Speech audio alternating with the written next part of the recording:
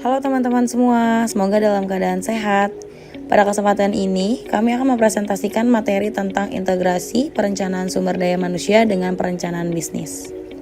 Materi ini penting karena dalam sebuah organisasi, keberhasilan strategi bisnis sangat bergantung pada bagaimana sumber daya manusianya direncanakan dan dikelola.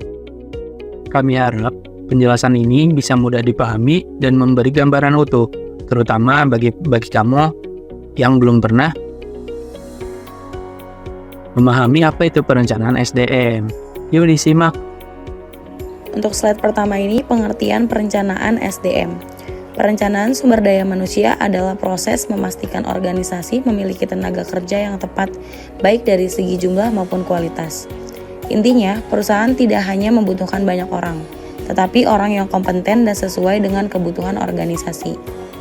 Menurut Nawawi, perencanaan SDM merupakan proses sistematis untuk memprediksi kebutuhan tenaga kerja agar tujuan organisasi dapat tercapai secara efektif dan efisien.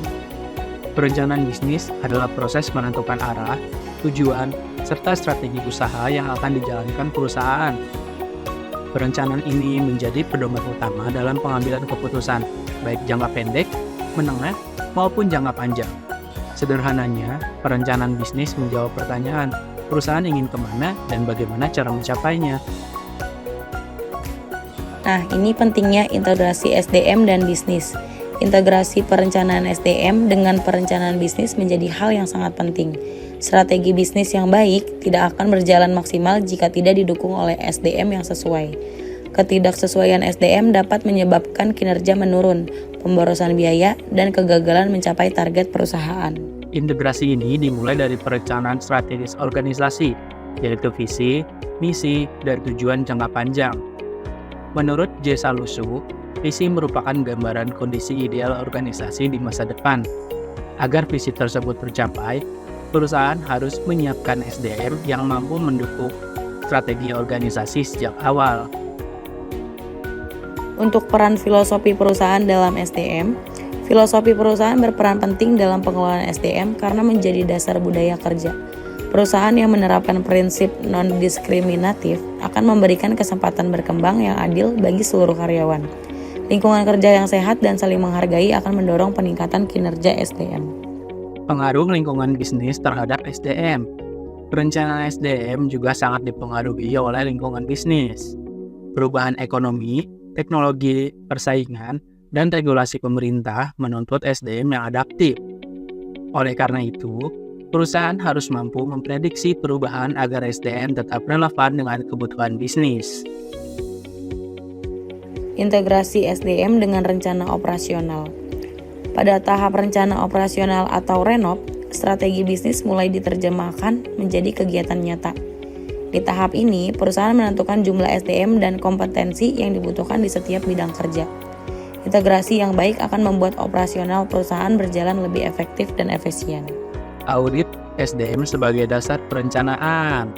Audit SDM dilakukan untuk mengetahui kondisi tenaga kerja yang dimiliki perusahaan saat ini.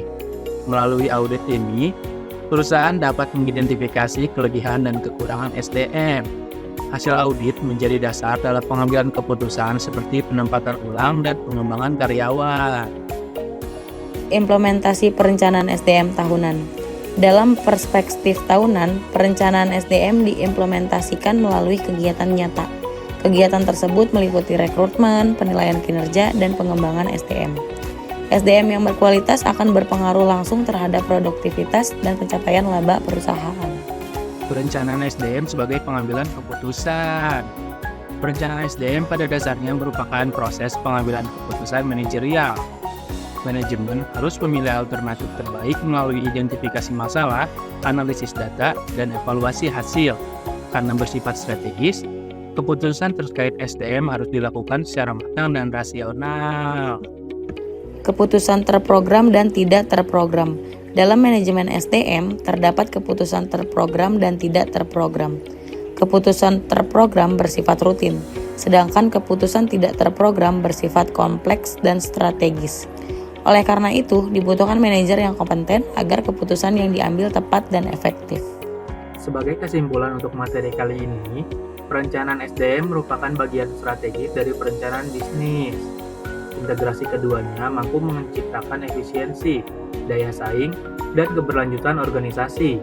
Kesuksesan perusahaan sangat ditentukan oleh kemampuan menyelaraskan SDM dengan strategi bisnis. Demikian pemaparan yang dapat kami sampaikan, kurang lebihnya mohon maaf. Wassalamualaikum warahmatullahi wabarakatuh.